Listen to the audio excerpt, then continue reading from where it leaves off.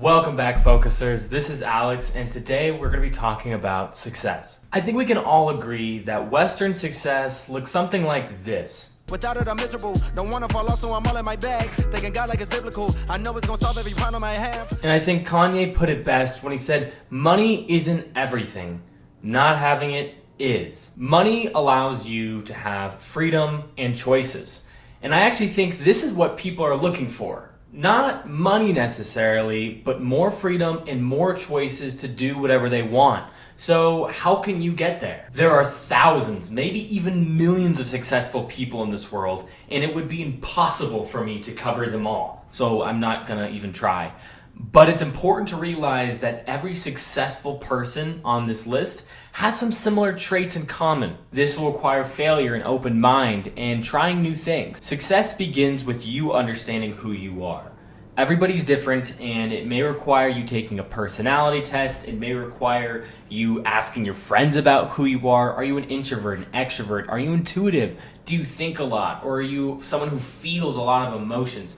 Either way, you got to figure out who you are. Because if you're an introvert, going into something like sales or marketing is not something for you. But if you're an extrovert, something like computer science may not be something for you. Have a hobby that you consider to be something that goes along with who you are. Your job is not your life. We say work-life balance, but your job is not your life. Your job is just a part of your life. And figuring out other parts of what you want to do in your life is super important. This could be a hobby, some friends, some activities that you like to do. Whatever it is, you got to find something that you get energy from, and you're not always expelling energy.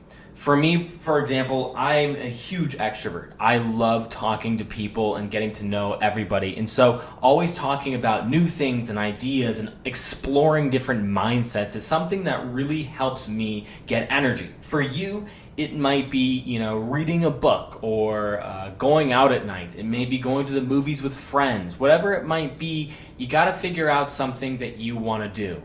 The only way that you will be able to do this is if you have an open mind. Trying new things, through trial and error and repeat is the only way that you're going to get better at whatever your craft is or whatever you want to do in your life. So before you change your major, before you switch your job, give it some thought. Take a personality test because that's a big deal. I did it myself this past year, actually, when I switched from psychology to neuroscience and biology. Let's just say for the time being that you have it. You know what you want to do. You know the career, you know the hobby, you know what type of person you are. Well, get ready to fail because that is how you get better. Every successful person that I've ever read about always talks about how they've learned from their failures rather than putting it on top of their head and making it who they are. A big old failure. No. It's laying the groundwork. It's the bricks to the road. It is how you become successful in any trait. It is, you could say, part of the process. Personally, I'm in research. And if the first scientists were to have a failed experiment and then quit, that's not how it works. That's just not how it works. So they would have failed because they would have given up. And that's the failing to the highest degree, which is failing and then not trying again. SpaceX, the most successful commercialized space company, failed. Well, almost failed. Their first 3 rockets failed at landing the rocket boosters.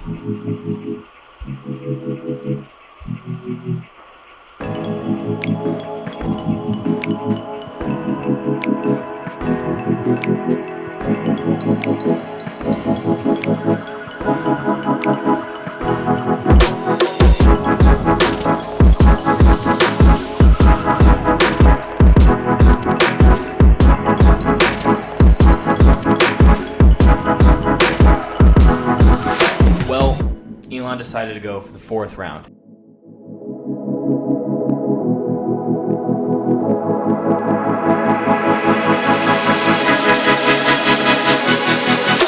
They succeeded. They landed the rocket, and that stepped forward to them, sending people to possibly Mars, having multiple contracts with NASA to possibly send things to the moon. Now they're looking to help them with the ISS and sending cargo to the ISS, and possibly with the Dragon flight thing, crew to the ISS, which is insane. But that would have not happened unless SpaceX failed and then tried again. SpaceX failed and then tried again, over and over and over, until their fourth time. I guess you could say 3 times not the charm, but 4th time is a charm. And this brings me to my next step, which is you gotta feel motivated, passionate. You gotta do something that you wanna do in your life.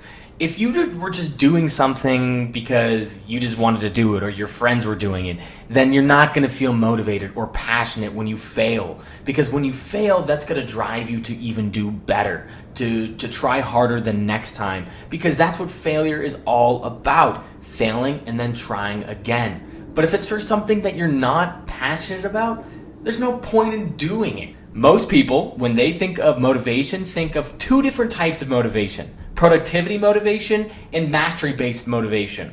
Productivity motivation really helps you in the short run. It helps you in school to be better than your classmates, but it doesn't help you in the long run and what you want to do as a career or what you want to do as a hobby. That's where mastery-based motivation comes in. This helps you figure out what you want to do intrinsically. What is the thing that gives you energy, like I was talking about before? Because this is the thing that you want to focus on in the long run. Kevin Hart, one of the funniest comedians of all time, talks about his failures. He talks about where he came from, but he talks about how when he was coming up in the business, he didn't just immediately succeed. He went through a ton of failures, but he continued doing it because that's who he was. He liked being funny. He liked entertaining other people, and so he honed his craft. He beat on it every day, and now he's one of the most famous comedians of all time. This all sounds great. So when do you start? Well, this is tricky because you gotta start it. And that's hard because maybe you're already busy. You have a family, you're in school, you're working, you're in a research lab, whatever it is, you're a busy person. And it almost seems impossible to do anything else with your life. And this is when a schedule is not only helpful, but necessary. Knowing what you're going to do in the next week, the next month, the next year is going to help you in the long run figure out what you can do in your free time. I think most people have more free time than they actually give credit to themselves. I mean, just imagine how much you're on your phone. You're probably on your phone for like 3 hours a day. And don't get me wrong, some of that is phone calls, some of that are texts to important things or emails. But how much of it is social media? How much of it is YouTube? I mean, I do YouTube as, this, so I have to be on YouTube for a while. But figure out what are the things that you're doing that you don't need to spend time on. Because if you can schedule your passion or your hobby or hang out with friends in that time, you can work on the thing that you feel will make you most successful. Most people think that if you schedule, you're a slave to your schedule. You can't do anything else. And that's kind of garbage. You get to decide what you want to do when you want to do it, but you got to stick to it. And this is where discipline comes in. Scheduling things make you disciplined. And honestly, if you don't have a schedule, you're kind of a slave to the moment. Without having something written down and knowing when you're going to do certain things, you may procrastinate. Now you're behind on your assignments or you're behind on your workload. And so having a plan, make sure that you can schedule when you want to hang out with friends. You can schedule when you want to go do your hobbies or go on social media. But having it planned out, make sure that you're the most effective human being that you can be without getting distracted. And the thing that I think is crazy about scheduling is this. It doesn't need to be detailed. It does not need to be perfect. It just needs to get done. Every successful person, whether it is an owner of a company, a scientist, an actor, a motivational speaker, a product designer, I don't know what you do, whatever it is, they had a plan. And it's so important to have a plan because then you can create deadlines for yourself. And deadlines for yourself are the key thing of scheduling because once you have a deadline for your own mindset, you have a short-term goal. To have a mastery-based motivation, you can have little, productivity motivation steps in there, but you got to plan them out. If I'm being honest, my schedule's a bit crazy. I do what's called block, what is it called? Block scheduling? I do block scheduling. And block scheduling is basically like planning out every single moment of your life. No, I'm just joking, but it looks like it.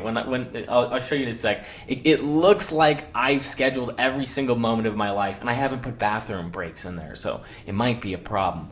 But this is the whole point of it. Block scheduling is the point that I may not get everything done, right? I have to go to the bathroom. I have to get water. I have to go eat. I have to talk with friends so I don't get burnt out of things. But doing it gives me the edge in that I can set that little time for something else. In every single moment, I have something I could be doing. I can have it set out in a way for me to go, okay, it's 10:30 a.m. I need to work on organic chemistry till 11 o'clock, and then I'm gonna go to my class, and then I'm gonna go to my lab. You know, I have it set out for me so that I can do what I wanna do in my life day after day, moment after moment. But I wanna be honest with you guys too, in the sense that motivation is so subjective that it can't even be measured. And what would you even measure it by? What other people say? By how you feel in the moment? By when you look back? How do you measure success? And so learning to fail, learning to try new things, and learning to schedule are all little tips to help in the grand scheme of things figure out what you want to do. Maybe you want to be an artist. Maybe you want to be a YouTube creator. And that's possible, but you have to realize that your painting is not going to sell for $1 million the first time you do it.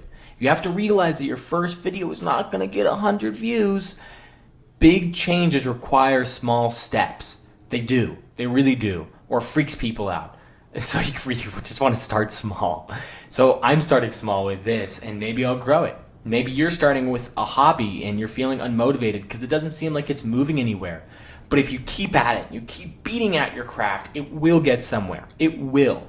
Thank you guys so much for watching this video. If you liked all of these tips, I have linked below and up here all of the videos associated with them. Failing scheduling and what's the other one? Trying new things. And these are important things for anybody who's looking to be successful. And I know that you are, because you are a focuser and you're looking to become a successful human being in your life. That's what everyone wants, I guess, right? If you like this video, leave a comment, leave a like, whatever it is. I'm doing this for you guys. I'm not doing it for monetary value. So thank you guys so much for watching, and have a good one.